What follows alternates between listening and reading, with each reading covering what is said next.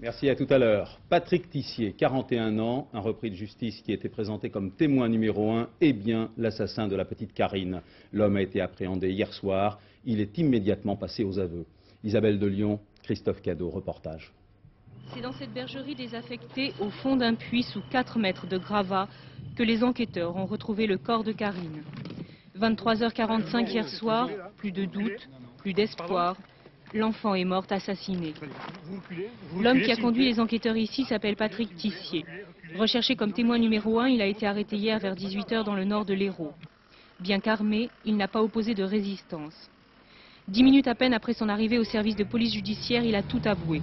Il aurait violé et étranglé la petite fille dans sa voiture, dans l'heure qui a suivi son enlèvement. Sans hésitation, il a conduit les policiers à cette masure. À 23h, on identifiait le corps de la fillette. Son père apprenait la nouvelle. J'étais obligé de me rendre à l'évidence qu'elle était morte. C'est pas possible. Elle ne peut pas être morte. Elle ne peut pas être morte.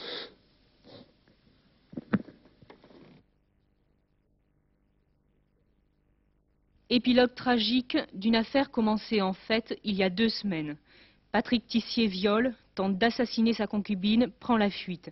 Comme poussé par une pulsion qu'il ne maîtrise pas, il jette son dévolu sur la petite Karine. Le lundi, il l'attend d'abord à la fin des cours, puis à la sortie de l'étude. L'enfant ne se méfie pas. Cet homme, elle le connaît bien, il lui a déjà fait des cadeaux.